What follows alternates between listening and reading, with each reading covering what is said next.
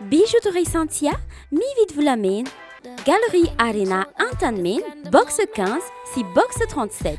Sardine Atlantique, ilay sardine miaraka tsara amin'ny sakafo tianao rehetra. Sardine Atlantique, manolotra anao ny logité.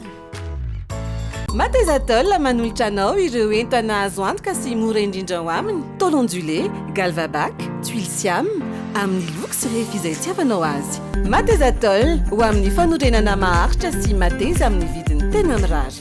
12 taona mihoatra ve ianao? Maniry ianao vaksiny miaro amin'ny coronavirus?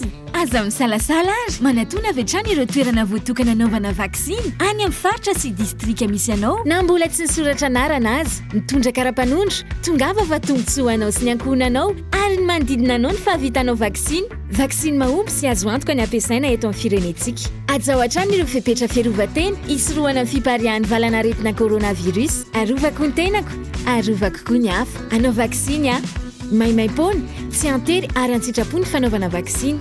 Madagasikara manamafy ny ady amin'ny coronavirus.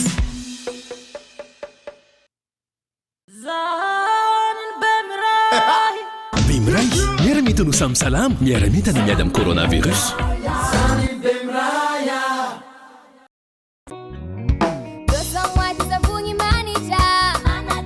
Blossom White manolotra anao ny logité.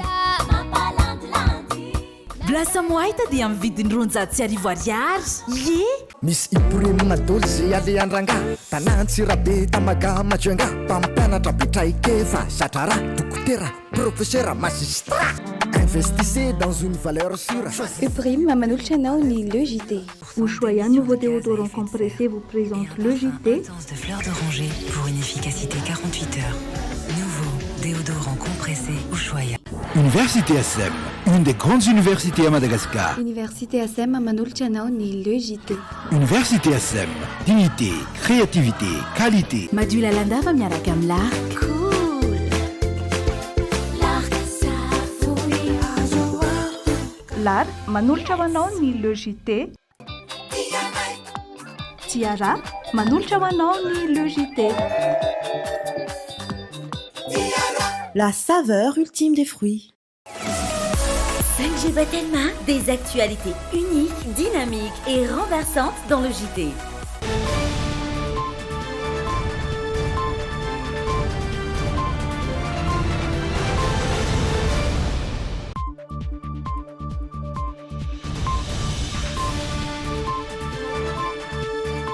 Fifaliana indray tompolasy tompoko vavy no androsoko tokatranao amin'izao takariva izao ato anatin'ny logité ampanajana sy ampitiavana indray ihany koa no anasako anao anaraka ny fampahalalam-baovao hatramin'ny farany dia roso aminao avy hatrany azy ireo matonga-baovao nisongadina ho an'ny anio. Nahiditra ponjavonjo maika ny délégué pasitry ny fanaraha-maso ny vola tao Sofia taorian'ny fiakaran'ny fampanoavana no niraraha fanodikodiana-mbola mpanjakana antapitrisany.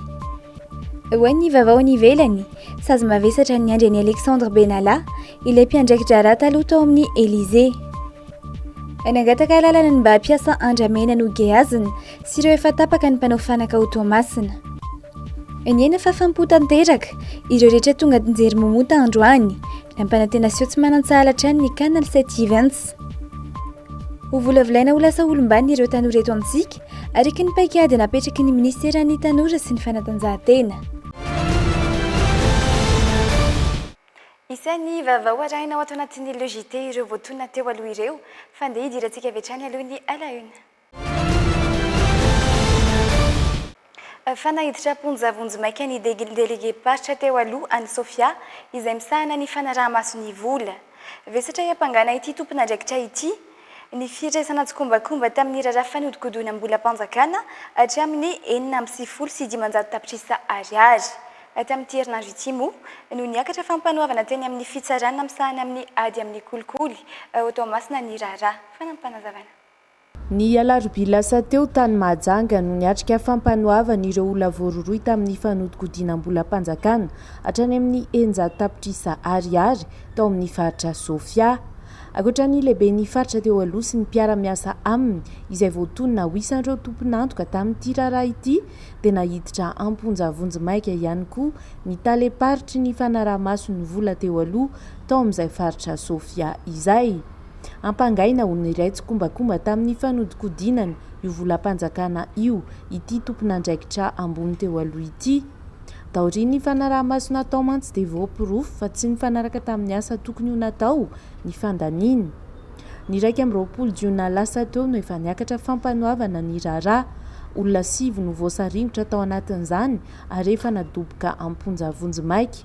Tafiditra tao anatin'ireo ny lehibe ny Fatry Sofia teo aloha. Izy aloha hatreto no ambaran'ny fitsarana fa adi-toniketrika izay fanodikodinam-bola izay. Mitoy ny fanarahan'ny tendrom-pitsarana misahana ny ady amin'ny kolikoly an'ity raharaha ity izay andrasan'ny maro tanteraka ny fiakaran'ny fitsarana sy ny fivoahan'ny didy. Efa nahiditra amponja eny tsy efa avokoa ireo latratra nitondra ny bolabolan'Andramena na Bois de Rose miisa 7 sarony zandary ny alakamisy teo.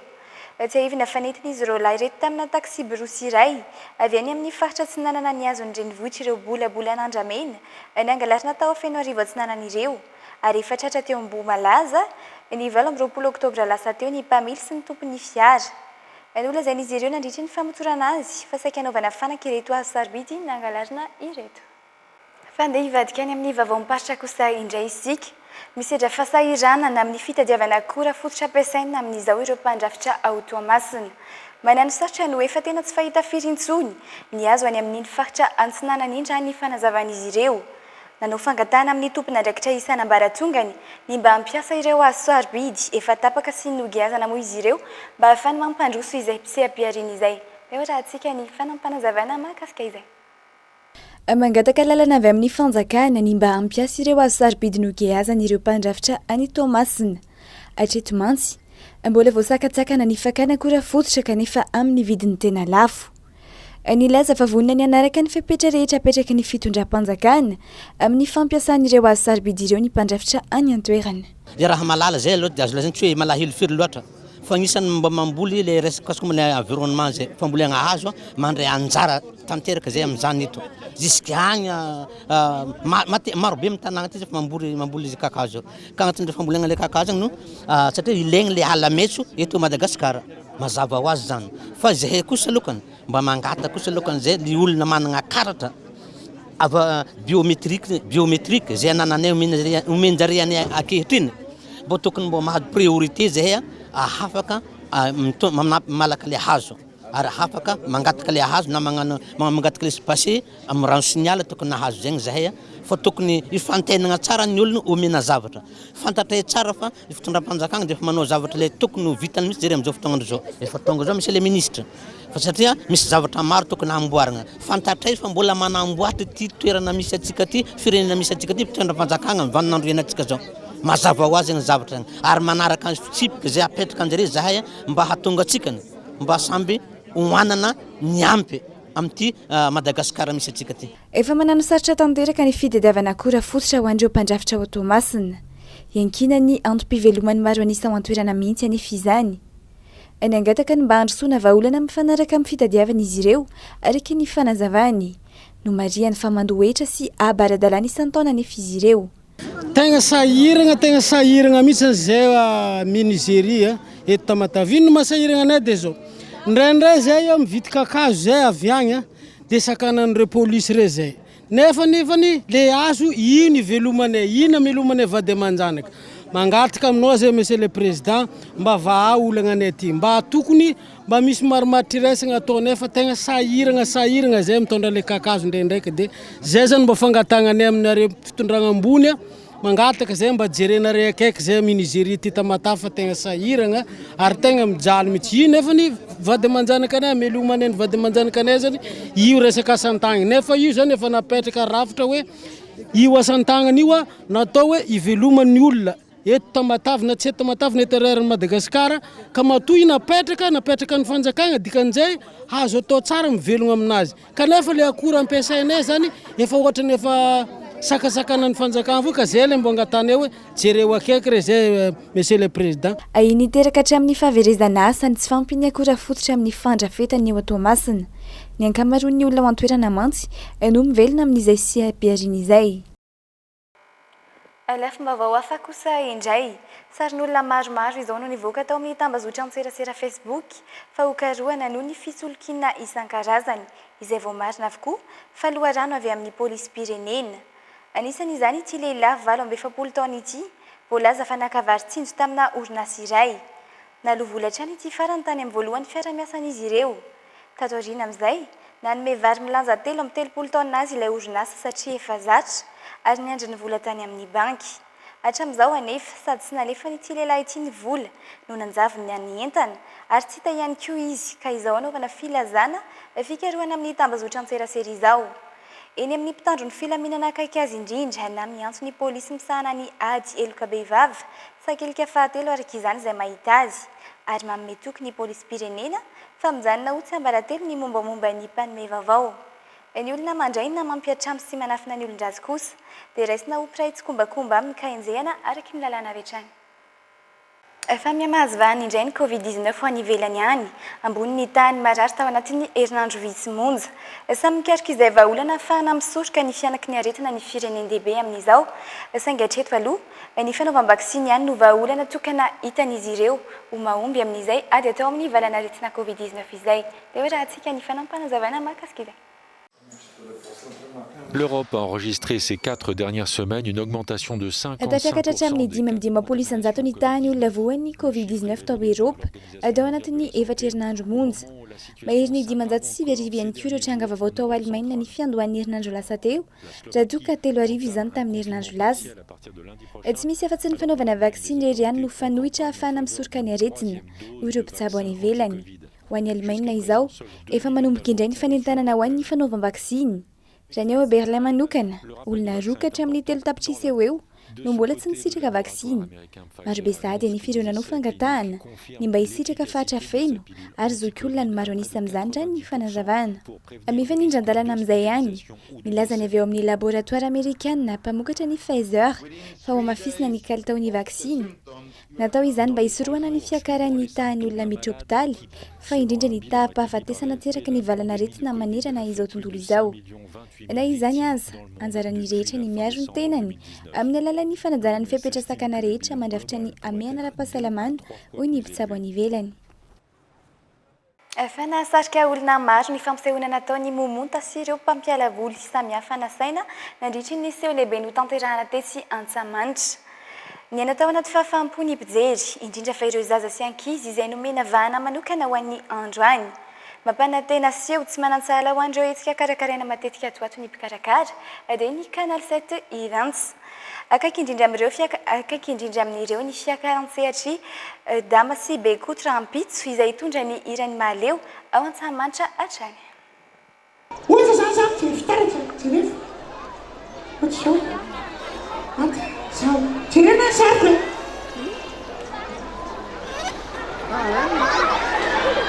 Tsy vao samba noho ny karakara hetsika natokana ho fanomezana fahafaham-pony ankizy tahaka izao ny Canal 7 Events saingy androany dia niavaka satria niaina mivantana ny fahaizany momota mampifaly ireo mpijery.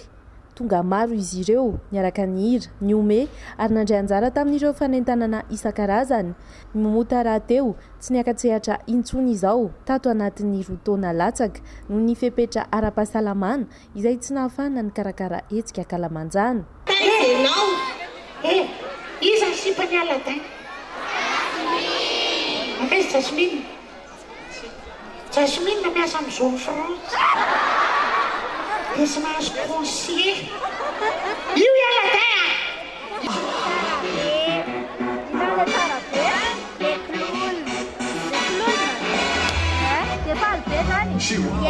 Ye. Ina zao tena nafinaritra indri? Le chihuahua. Ohatrany ahoana le chihuahua mba teneny kely hoe mba chihuahua. Le hira tsy mandihy. Le hira ohatrany ahoana zao tena tianina be? Le chihuahua. Ataovy kely arô e? Chihuahua.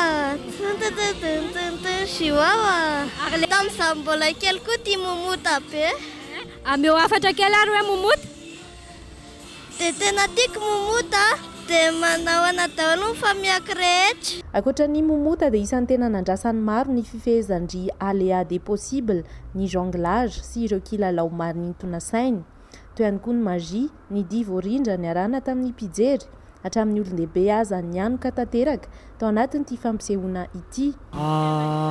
Tena ilaina tokoa ny fisian'ny fampisehoana tahaka izao satria mba ahafahan'ny ankizy rehetra miala voly. Ny avaka kely tamin'ny hetsika androany manaraka ny zava-misy ankehitriny ny groupe momotika na mampiseho vatana fisian'ireo sary miaina. Efa vonona foana dia tonga aloha be zahay. Fanaka lamina ny fandaminana. Fandaminana tsara mety tsara natao zareo. Ilaina mihitsy ny toa tena dera mangataka mba hisy matetika zana atao mamory.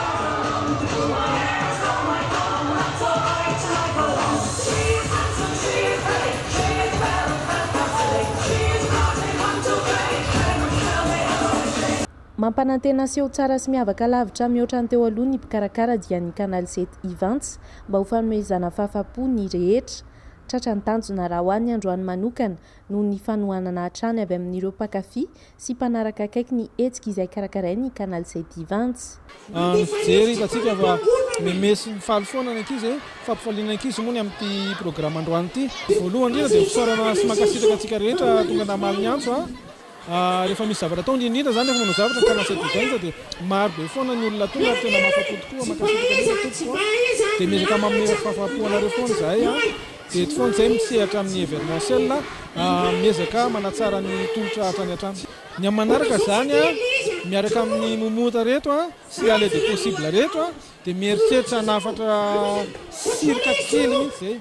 Sirika kely amin'ny herintaona amin'ny volana avril eo dia miaraka angeda be dia spectacle lehibe ho anankizy mihitsy. Santatra ambavarano ireo hetsika ny karakaraina hatramin'ny hafaran'ny fihiboana ireo ho an'ny Canal 7 Events. Iara-iasa akaiky amin'ireo mpanakanto izy ireo, eo ihany koa anefa ireo mpandrara isan'ny tokony amin'ny alalan'ireo foara sy hetsika isan-karazany. Ndapiso ny anodibe zany amin'ny tantamaly eo fa manomboka amin'ny velona tsikelikely zany misehatra événementiel taorian'ny vagina coronavirus iny. Dia manomboka amin'ny velona tsikelikely ihany koa ny artiste zany satria mifanampy zay mamesehatra dia miseho matetetika zany zay artiste ho fantony. Ny Canal 7 Events moa dia miasa misehatra événementiel ny spectacle ny foire ny cinéma dia concert dia miaraka daholo zay ao anatin'ny tontolo voadona mafy mihitsy zay tamin'ny arety mandoza teo dia manomboka miarina tsikelikely zany ankehitriny. Akaiky indrindra amin'ireo fanamby ireo ny fampisehoan'ny tarika mahaleo rahampitso eto Antsahamanitra hatrany iarana amin'ny Bekoto sy Idamo ary ireo vahiny nasaina. Fampisehoana izay isan'ireo nandany tapakila mialohan'ny andron'ny fampisehoana. Pirofo izay maneho ihany koa fa mbola vonona hifampizarany kanto hatrany ireo mpakafy, ny mpanakanto sy ny mpikarakara. Fa androany 9 novambra no daty voatondro fa isokafan'ny sidina ara-barotra avy eo Eropa amin'ny alalan'ny Air Madagascar sy Air France. Olona njatony avy eo Eropa no hiantsona eto Madagasikara amin'io sidina io. Hoentitra ny fanjakana amin'ny fepetra rehetra ho raisina andraisan'ireo mpiavy. Araka ny fampitam-baovao voaray anefa nahimbitra ho rahampitso indray ny fotoana higadonan'izany eny amin'ny serana mpiara-manidiny vato. Fa efa misandraka manerana ny faritra maro eto Madagasikara ankehitriny ny YMCA fikambanan'ireo tanora afrikanina manerana izao tontolo izao. Anehoana fa mahavita zavatra maro sy tsara amin'ny lafiny rehetra ny tanora afrikanina ary koa mahavisitra amin'ny fandraisana anjara ho fampandrosoana ny eny anivon'ny fiarahamonina eny. Toy ny fanaon'izy ireo isan-taona manokana fotoana fampizarana izany traikefa izany ireo mpikambana manerana ny nosy eto Madagasikara. Ny teto Antananarivo manokana no tanterany Aina Rabarso sy Stéphane Rakotomalala antsika ity. Efa mandinona ny 2 arivo isa amin'izao fotoana izao ireo mpikambana eo anivon'ny YMCA eto Antananarivo, fikambanana manandratra ny fahaiza-manao ny tanora afrikanina, ankoatra ireo mpikambana maro miparitaka any amin'ny faritra. Tanjona ity fikambanana ity ny any eo fa mahavita zavatra maro ny tanora afrikanina indrindra isika malagasy. Ity fikambanana YMCA Madagasikara ity dia tena manana vina ny ahatonga ny tanora araka ny vinanay hoe mampanjary sata ny tanora afrikanina ho tonga amin'izay fanavaozana ny Afrika izay. Dia izay viny izay mihitsy no tianay atongavana anehoana manerana ny ho an'ny tanora rehetra hoe misy fomba anankiray ahafahan'ny tanora misehatra ahafahan'izy ireo ho tonga olombanina amin'izay toerana misy asika avy izay.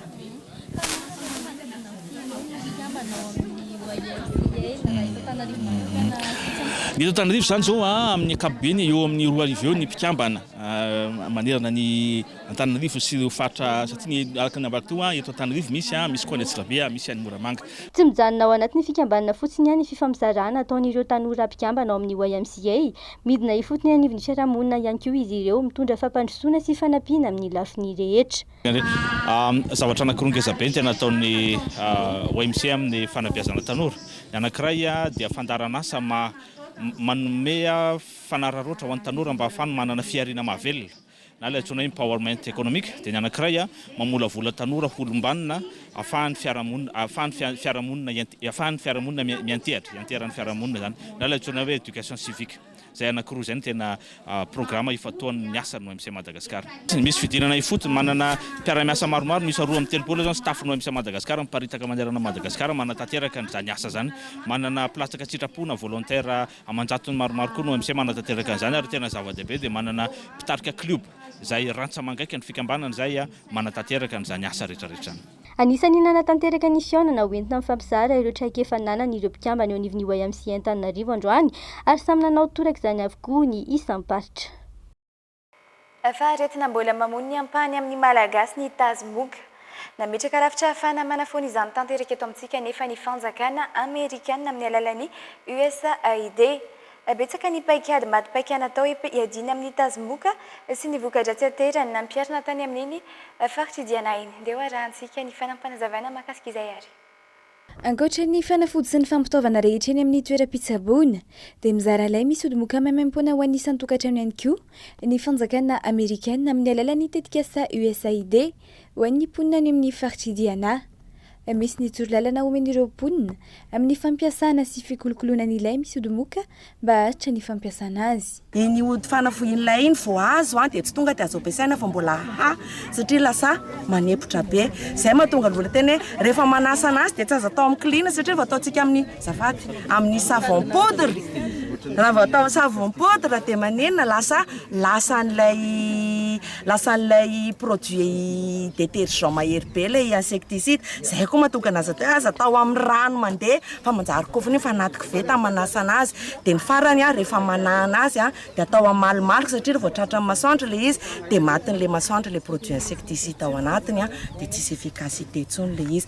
Fa ny décision n'io produit atao anatiny dia tena misy efa enquête be da be ataon'ny équipe Vector Link ao anatin'izay rehetrarehetra izay sy ny équipe en PNLP hoe inona indray no mandaitra amin'ity, inona indray no ampiasaintsika amin'ity.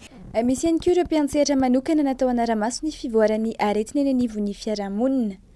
Mitana didy mavesatra amin'izay mety ho fahabangana na tsy fahatomombanana misy mandritra ny vanim-potoana ny aretina. Maro ny ezaka atao mba ahafahana mampandroso ny ady amin'ny Tazmook ao amin'ny faritra Diana ny fanazavana. Momba ny ady amin'ny Tazmook ny fandarana asa USAID Access dia manohana ireo mpiantsehatra eny amin'ny fotony zany dia ireo mpanentana ara-pahasalamana manofana azy ireo mba hay manao tsara ny fandraisana tanana ny zaza sy ny reny izay voan'ny Tazmook mba hanao ny fanaraha-maso eny anivon'ny fiarahamonina raha sendra misy ny aretina isan-karazany ary mampita izany any amin'ny ambaratonga mpahefana rehetra amin'ny fahasalamana ary ihany koa manohana an'izy ireo mba ahafahan'izy ireo mandefa n'ireo marary izay tsy vitany eny anivon'ny tanàna tsirairay makany amin'ny tobim-pahasalamana ary eo amin'ny tobim-pahasalamana ihany koa zay dia manao izay isin'ny fanafody, manao izay isin'ny fitaovana rehetra mba ahafahana mandray an-tanana amin'ny Tazmook, manao izay tombony ny traikefa sy ny fahaiza manao mampiasa amin'ny fahasalamana amin'ny fandraisana tanana an'ireo marary ary eo ihany koa amin'ny fiarovana no an'ny vehivavy zany na ho an'ny mpiarahamonina amin'ny ankapobeny. Nanokana fotoana ampianarana mivantana ireo mponina amin'ny fampiasan'ireo fitaovana ihany koa ny mpiasan'ny fahasalamana ny antoerana. Efa ambany ny tany olona voan'ny Tazmook any amin'ny faritra Diana iny amin'izao. Tanjon'ny fanjakana Amerikanina nefa ny anafoana izany mihitsy hatramin'ny fakanira ny fanazavana hatrany. Efa famolavolana ny tanora ho lasa olombanina ary manana toe-tsaina vonina indraindraikitra eo amin'ny fiainany. Izay no tanjona apetraka ny avy eo anivon'ny ministeran'ny tanora sy ny fanatanjahantena amin'ny fanatanterahana ilay valan-dresaka natokana ho an'ny tanora. fantatra mantsy fa tanora avokoa ny fitopolo isanjaton'ny mponina eto Madagasikara ka raha izy ireo no tsy mandroso dia hitondra ny firenena ho an'izay tsy fampandrosoana izay ihany koa. Mitatitra amintsika ny Antsiprian zay aina Rabarsosi Rivinirina Tekaleo. Développement personnel et autonomisation des jeunes izay no lohahevitra nitondrana ny valandresaka andiany voalohany natokana ho an'ireo tanora androany natokana indrindra ifampisarana traikefa ahafahan'izy ireo mandroso. Anisan'ny tanjona ny ministera ny tanora sy ny fanatanjahantena ny famolafilana tanora ho lasa olombanina ho vonona ihany koa amin'ny sehatry ny fandraisana andraikitra dia izay indrindra no isiny izao conférence izay tanterahantsika atao amin'ny kianjan'ny Barea izao afahana mampita traikefa an'ireo tanora ireo mampianatra ihany koa mba hananan'izay tanora izay an'ilay toe-tsaina vonona andray andraikitra toe-tsaina ihany koa tsy raviravitanana ary toe-tsaina matsapa hoe ilaina izy eo amin'ny fiarahamonina izay misy azy dia tena ilaina tokoa ny fisian'izany fifampisarana traikefa izany teo ihany koa mahatonga ny tena tonga amin'ny sehatra tahaka izao dia maro ny lalana izay nylalovana tao anatin'izay dia tsara ampitaina amin'ny tanora mba hananan'ilay tanora ihany koa toe-tsaina miady tsy mihorakivy ary mahatratra ny tanjona izay eritreretiny tratrarina. Araka ny nambaran'ny minisitra lefitra eo anivon'ny ministeran'ny tanora sy ny fanatanjahantena dia tanora avokoa ny 70 isanjaton'ny mponina eto Madagasikara tokony volavolaina ho lasa olombanona ary hanana toe-tsaina vonona andray andraikitra eo amin'ny fiainany sy ny anivon'ny fiarahamonina araka izany izy ireny. Ny safidy amin'ilay lohahevitra dia voalohany indrindra fitarihana aloha isika dia mila mamolavola tanora mpitarika manana toe-tsaina an'izay mpitarika izay ary mamolavola ihany koa ny tanora ho tarihany eo ihany koa ny fizakantena ny tanora izay fantatritsika fa 70 isanjaton'ny mponina dia tanora mila tanjona anankiray ngezabe izany hoe fizakantena ny tanora dia ampianarina izy ireo ho tody amin'izay. Manodidina ny 50 ireo tanora tonga nanatrika ity valandresaka andiany voalohany ity androany teto Antananarivo ary efa nahazo ny anjarany ihany koa ireo tanora any amin'ny faritra hitaraka izany fa maro no liana ka tsy hijanona hatreo ny valandresaka fa mbola hisy ihany koa ny andihany manaraka. Eo amin'ny sehatry ny kolontsaina indray mampivelatra ny sain'ny tanora ny fidirana ao anatin'ny tontolon'ny kanto manandratra ny kolontsaina ihany koa izany araka ny fanazavana. Amin'ny herinandro izao dia tanora zandry no ampiseho ny talentany amin'ny alalan'ny kolontsaina hafakely voizin'izy ireo. Dia raha antsika ny fanampanazavana mahakasika izay eo amin'ny rindra tsara ny Stéphane Rakoto Malala. Fidèle mahita mahakely dia tsy maintsy amaly manko izy hoe ratsy dia anino me fotsiny nga ratsy dia anino ratsy dia ndana mody ranga io. Betsaka ireo mpanao antsika nafantatry ny maro sainganana ny mampiavaka azy ireto tanora vao isandratra ireto ampafantatra ny maro fa isany mampita hafatra ihany koa ny fetsika ary azo raisina ho fialamboly izany satria mendrika antsikana. Malalaka ny sehatra ho an'ity hetsika ity na dia tsy mampiasa fitaovana hoenty misarika ny maso akory aza ny mpilalao raha ny fanazavana. Ny atsikana moa zany tsy vitany hoe mampiome fotsiny fa misy hafatra ihany koa entiny atsikana ao anatiny hoe mahatsikana azy ohatrany hoe ara rehetrarehetra ihany le izy fa mampiome fotsiny dia ny mampiavaka anay amin'izao ihany koa izahay génération stand-up zany hoe fa nazavaiko teo le stand-up hoe tsisy déguisement izay miakatra sur scène tsy misy accessoire ihany koa fa tonga dia izahay sy mivatan-tenanay mitantara zavatra mampime anankiray dia misy hafatra ampitiana eo ampita amin'ilay izy. Dia ao anatin'ny stand-up afaka resahana daholo ny rehetrarehetra tsisy sans frontière zany le izy zany hoe tout est permis dia efa misy manana ny maha izy azy daholo ny ankizy eo misy manao humour noir izay hoe miresaka zavatra tsy dia firesaka loatra miresaka fahafatesana fa mampime miresaka cancer fa mampime misy manao second degré misy miresaka intelligence fotsiny zareo anatin'le izy dia misy ihany koa manao humour au premier degré misy hoe zay zavatra teneniny zany hoe manao humour karazana hoe humour bête moa filaza azy misy karazana be dia be ny ankizy eo hiakatra eo ankoatran'ireo izay efa pionnier eto Madagasikara izay efa fantatsika hoe izy daholo. Afaka mampiseho ny talentany amin'ity kolontsaina hafakely ity avokoa ny rehetra liana amin'izany. Tsy mitaky fepetrabetsaka fa ny fahaiza-manao sy manentan'olona no ilaina raha ny fanazavana trany. Tsy mifidy saranga zany ny sehatry ny humour fa misy karazany rehetrarehetra misy ankizy même na manana fahasembanana ary dia afaka manao mampime daholo fa miassume amin'ny maha izy azy fotsiny izy dia ny tena marina ao anatin'ny stand-up mitantara fiainana mihitsy le izy dia fiainana zavatra vécuany zavatra hitany amin'ny fiainana andavanandro dia tantarainy eo fa mampime. tsy misy tsy mifidy saranga afaka manao daholo zany raha stafa manao mampime anomboka amin'ny alarobia ho avy izao ka hatramin'ny asabotsy ny hetsika ataon'ireo mpanao antsika na zandrin'ireo izay hotronin'ireo mpanao antsika na zokiny ihany koa maimaimpona avokoa niseo rehetra afa-tsy ny asabotsy mamarana niseho ihany tsara ny manamarika fa io niseho voalohany ataon'izy ireo ary mbola any intsonana ny rehetra hanohana azy amin'ireo fotoana voatondro ireo Fatotosa somatsara androany asabotsy tesy amin'ny plaza Ampeflo ny andiany voalohany tamin'ny K-pop cover competition izay nokarakarain'ny Dreamin. Tsy natao andreo mpankafy kolontsaina aziatika irery izany fa afaka anatrehany be sy ny maro ihany koa. Afa-poraka izany ny rehetra indrindra ireo mpankafy sy mpandray anjara. Tamin'ny fifaninanana ny 17 sy ny 18 ny volana novambra ho avy izao indray ny andiany faharoa amaranana ny K-pop cover competition na izay ho tanterahana mandritry ny hetsika Egyo Show.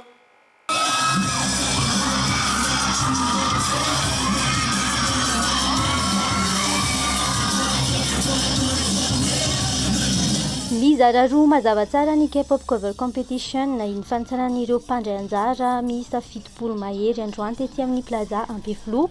Nahitana ireo mpifaninana dance cover ary ireo mpifaninana song cover ihany koa. Izany hoe fampisehoana ny dihy sy ny hira koreana amin'ny fahaizan'ireo mpifaninana manokana mihitsy. Fifanitsana fizarana voalohany no natao androany tety an-toerana ary maro ireo tonga nanohana ny antso ankoatra ireo mpifaninana.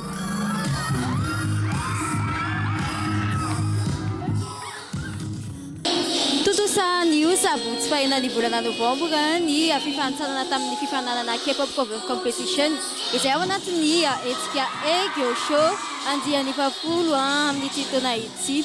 Ankasitrahana be dia be ireo mpandray anjara rehetra nandray anjara tamin'izany fifananana izany natao amin'ny sketch dance cover na ihany koa tao amin'ny sketch song cover. Nafinaritra avokoa ny performance anareo rehetra ary tena tsara be fa zany hoe somary sarotra ihany ny nanao délibération tsy maintsy misy moa zany mintsana ary tsy maintsy misy ihany koa ny tafiakatra amin'ny hetsika Egyo Show amin'ny 17 sy 18 ny volana desambra izao ny dingana manaraka amin'izay fifananana izay. Afa-po avokoa araka izany ny rehetra tonga tety amin'ny plaza Ampeflo nanatrika ny K-pop cover competition androany.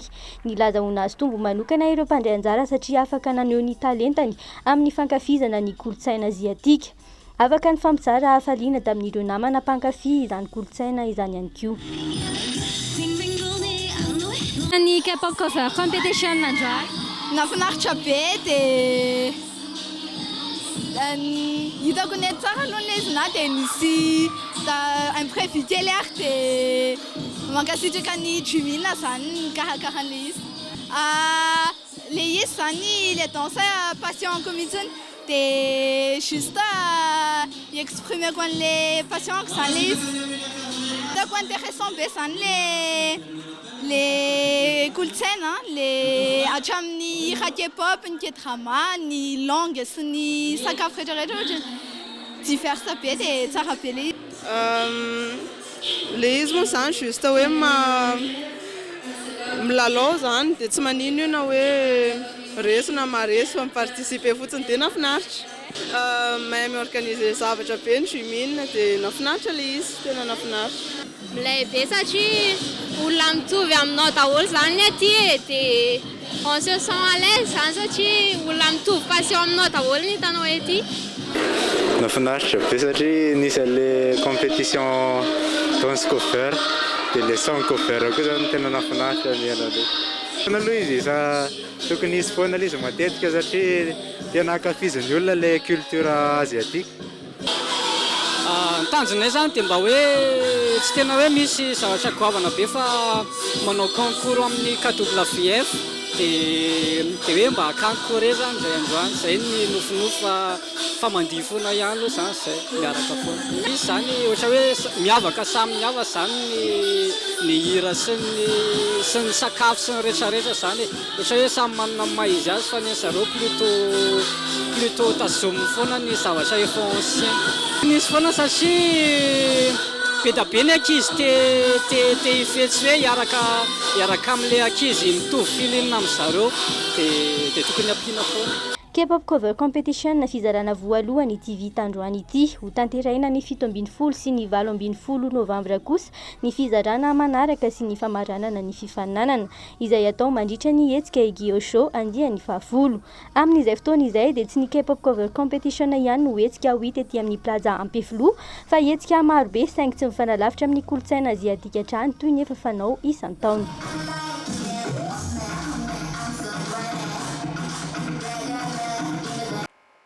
Efa misokatra ny fisoratana anarana ao amin'ny Vatel Madagascar ho an'ireo mpianatra rehetra manana lisansa ka maniry ny diplôma ao amin'ny écotourisme.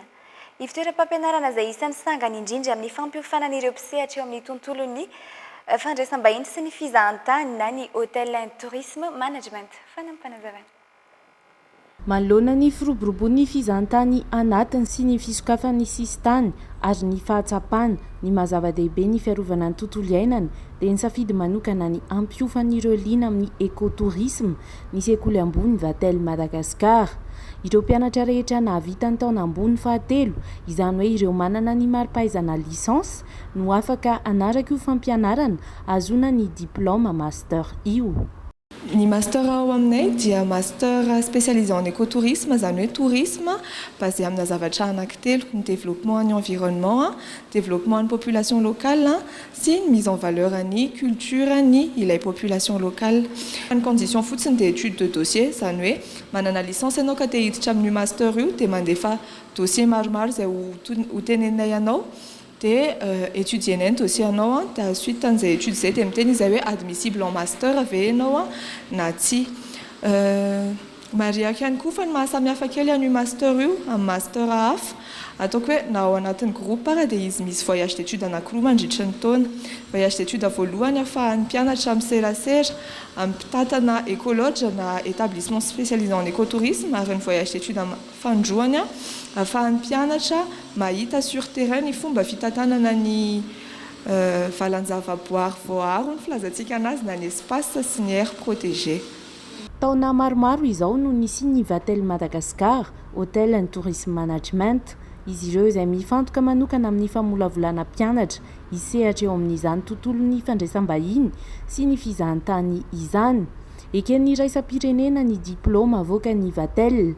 Voafetra ihany koa anefa ny toerana ho an'ireo te hanaraka ny fampianarana atolotra izy ireo. Rehefa titulaire na licence ianao, na licence en tourisme, na licence en hôtellerie, na licence hafa dia manasanao izay déposer dossier ao amin'ny Vatel Madagascar na hitsidika ny page Facebook anay ahafahanao mahazo information bebe kokoa momba ny inscription. Ny farany inscription ho an'ny master dia ny 18 novembre ho avy izao ary ny master ny rentrée azafady ho an'ny formation continue dia efa misokatra ary ho tenenay miandalana eny fa en mois de janvier ny rentrée. Voafetra dia voafetra tokoa ny toerana ka manasa anareo tsy salasala fa tonga dia hanantona ny siège na hicontacter anay via notre page Facebook. Ankoatran'ireo misafidy ny anaraka ny fampianarana feno azona ny diplôma ao aminy ihany koa dia hisokatra amin'ny volana janoary 2020 sy 2021 ny formation continue natao an'ireo mpianatra manana fikasana mbola nohy ny fianarana. Fahavavao ny fanatanjahantena kosa indray eo amin'ny taranjan'ny baolina kitra. Raha mpitsitolakandro ny fotoana ny match de défi fanandrena ny Jed Kitana Nalamanga sy ny Fossa Junior Boeny. Anomboka amin'ny roa tolakandro etsy amin'ny kianjan'ny Bare Mahamasina.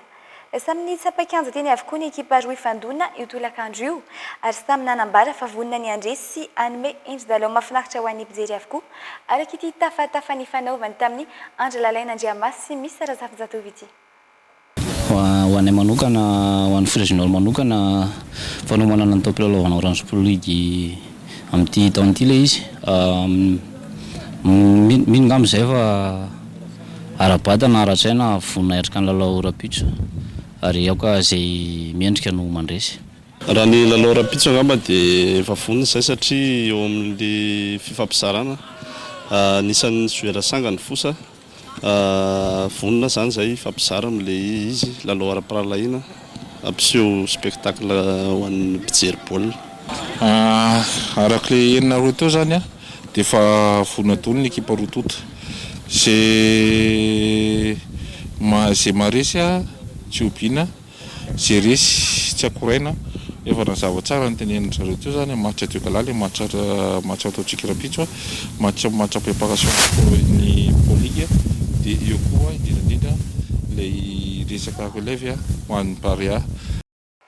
Fa manan-karena kolontsaina i Madagasikara raha eo amin'ny sehatry ny mozika maro be ireo karazan-java-maneno mampiaraka azy manokana na eo amin'ny feo izany na eo amin'ny endrika araka ny fanazavana. Anisan'izany ny valia fanandratana ny kolontsaina malagasy amin'ny alalan'ny hira sy ny mozika no tokony ho lara-pahamehana noho izany. Tokony atosika hisehatra amin'ny iraisam-pirenena ireo manan-talenta malagasy. Maro be mantsy ireo talenta tsy voatrandraka eto amintsika. Andeha hitatitra amintsika ny antsipitriam-baovao mahakasika izay ny Aina Rasola ary Manana sy Stéphane Rakotomala.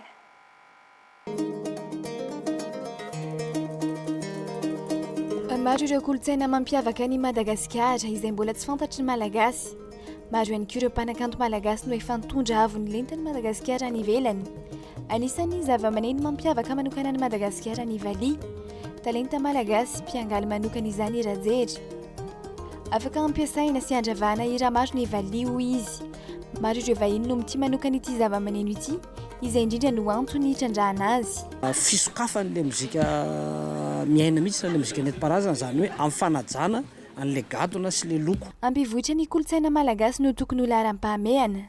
Maro ireo talenta malagasy efa misehatra amin'ny iraisam-pirenena kanefa tsy mitondra izay eto Madagasikara. Mila avotra ny vita malagasy hoy Betty. Manan-talenta sady mahavita zavatra tsara ny malagasy hoy izy fa tsy voatrandraka. Be dia be mantsy ny vahiny mpandeha aty dia tianay hoe hitan'zareo hoe isika zany mahavita zavatra be dia be. Fampitana hafatra sy anatra ny mozika. Miangaly ny mozika miaina irajery araka ny nambarany. Avy amin'ny mozika nentim-paharazana malagasy no nimpoirany araka ny fanazavany.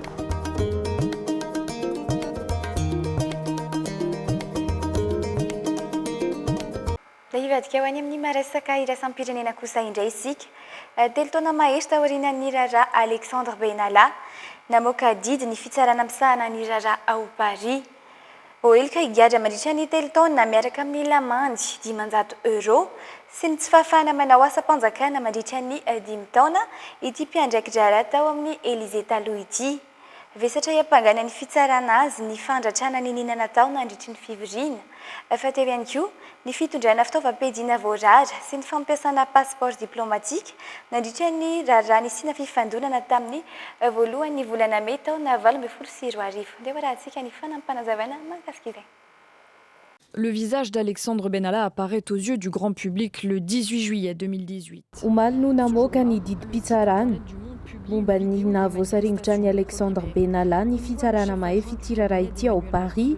Alexandre Benalla izay mpiandraikitra raha teo aloha tao amin'ny Élysée sazy fanagadrana mandritra ny 3 taona izay tsy ahafahan'ny mivoaka ny fonja herintaona maninjitra.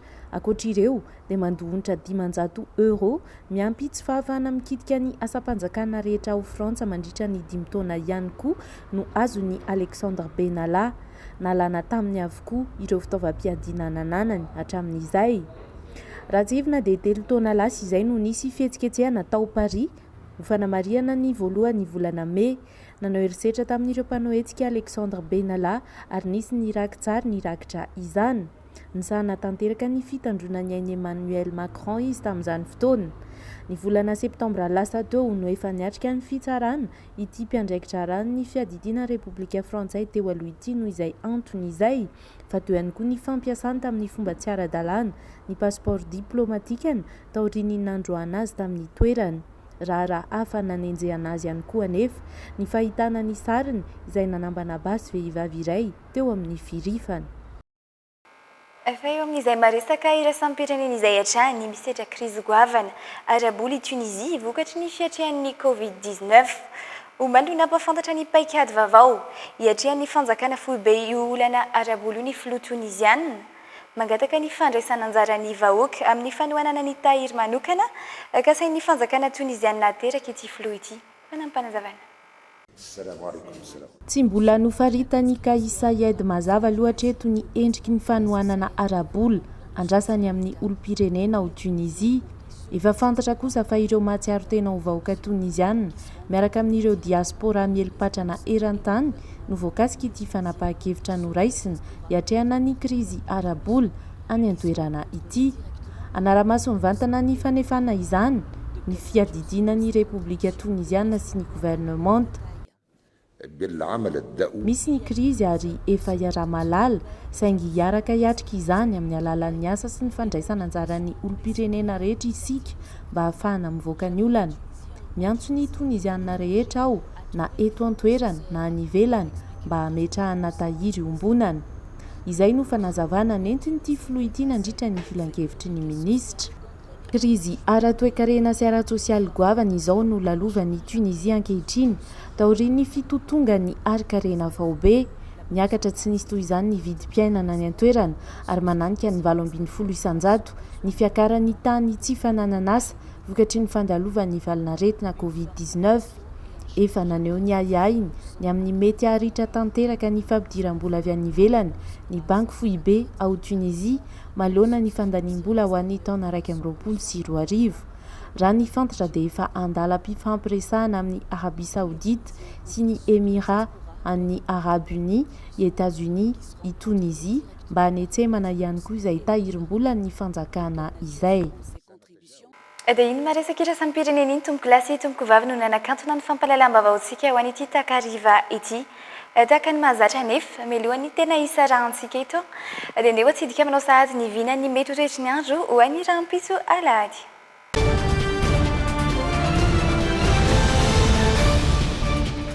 Ifandimy ny rahona sy ny masoandro ao diana sy sava 20 degré Celsius ka hatramin'ny 20 degré Celsius ny maripana.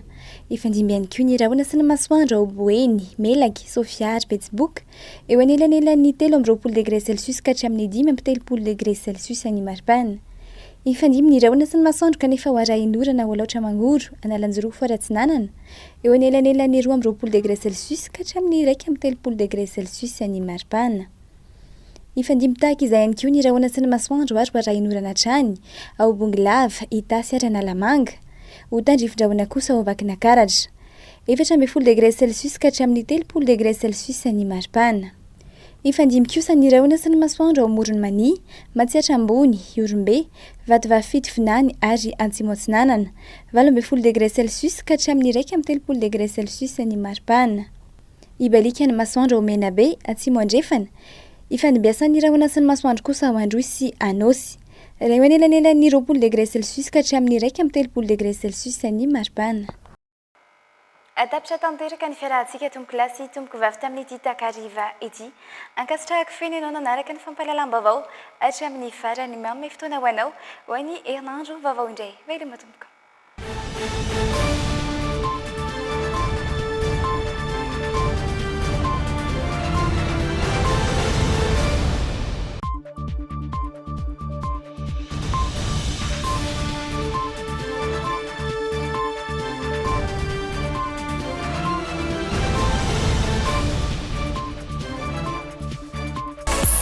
Telma, des actualités uniques, dynamiques et renversantes dans le JT.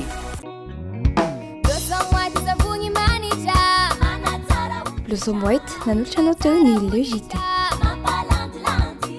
Blossom White dia amin'ny vidiny 200 ariary. Ye! Sardine Atlantique, la sardine miaraka tsara amin'ny sakafo tianao rehetra. Sardine Atlantique nanolotra anao teo ny le JT. Ushuaïa nouveau déodorant compressé vous a présenté le JT. De fleurs d'oranger pour une efficacité 48 heures. Nouveau déodorant compressé Ushuaïa.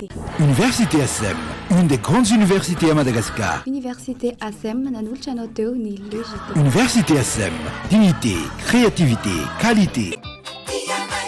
Tiara nanolotra anao teo ny le JT. La saveur ultime des fruits. Sardine Liberator, nanolotra anao teo ny le JT. Sardine Liberator, les sardines nantsiro tsara lavitra noho ny sardine rehetra. Liberator, une liberté de saveur. Miss Ibrahim Dolce Aliandranga, Tanantsirabe Tamaga Majuanga, Pampanatra Betraikefa, Satara, Dokotera, Professeur Magistrat. Investissez dans une valeur sûre. Ibrahim nanolotra anao teo ny le JT.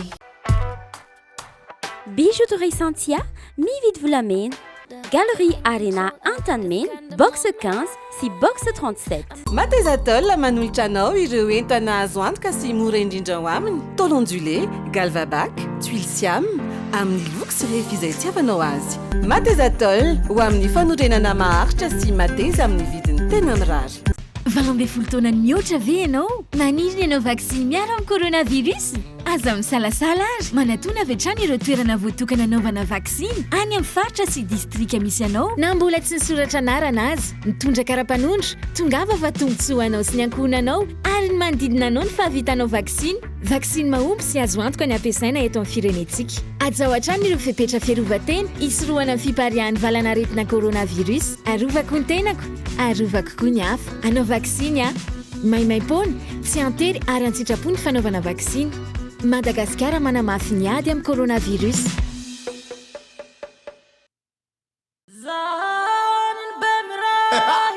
Bimray, miara-mita no samy salama, miara-mita ny miady amin'ny coronavirus.